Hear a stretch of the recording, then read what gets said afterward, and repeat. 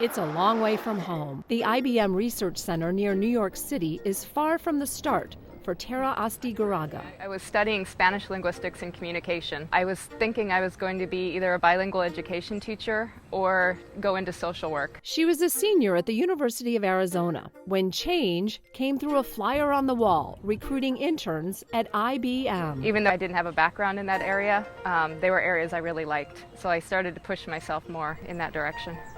The Spanish linguist turned to software engineering. She was a quick study, seeking the essence of how things worked. That to me was most valuable because I think once you dissect something and understand it at the lowest level, you can really get a thorough understanding of the technology that you're working on. Change is usually instigated by people, if they're outside their comfort zone, who are creative and create a little trouble. So she's a troublemaker. That to me would be a compliment. Call it trouble, call it change. By whatever name, Tara is an innovator, an inventor. She's a master inventor at IBM, which is a very prestigious title. Master Inventor is a title that less than 1% of IBMers have, so it's a big honor. I'm driving technical innovation for the company. I'm able to think of things in a new and innovative way. We talk about fail fast. Do an experiment. Don't be afraid of tackling hard problems or failing. The important thing is to try. One of the roles of Master Inventor is to mentor younger thinkers. Throughout her career, Tara says that IBM has supported outreach in science and technology through the American Indian Science and Engineering Society and similar avenues. Bringing kids, their families all together to learn about education and to learn about what the world of IT was doing.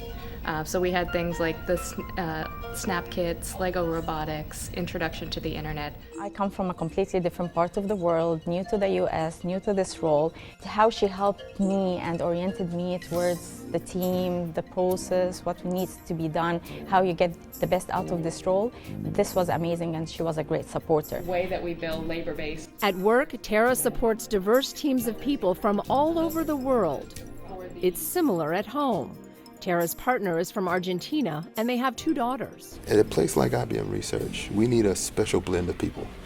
People who are not just good technically, but people who understand how to apply technology given business constraints, and people that are just good to work with, right?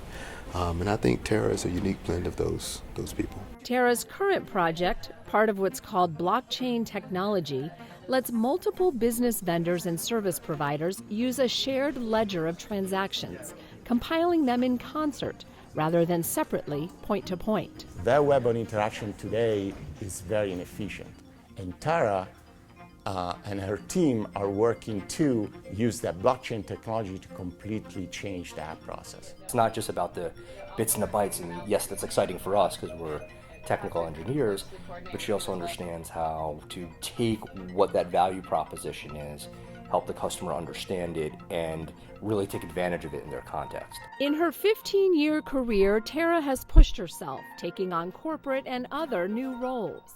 Someday, she'd love to see a breakthrough solution from start to finish. To me, that's rewarding, to understand the roots in the beginning and the thought process that emerged, and then to see it all the way through the life cycle. I have tried to encourage her to do things outside what she's completely comfortable with.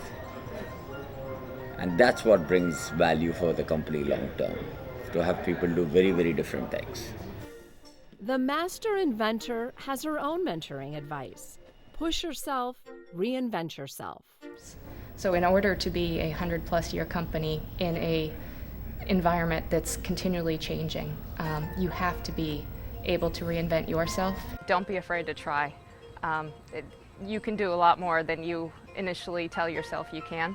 I was pushed far outside my comfort zone early in my career and encouraged to pursue things that I typically wouldn't have said that I could do. And I realized very quickly that I could do more than I originally gave myself credit for. So pushing yourself, if you're working in your comfort zone, you're not growing, you're not learning. You should be continually striving.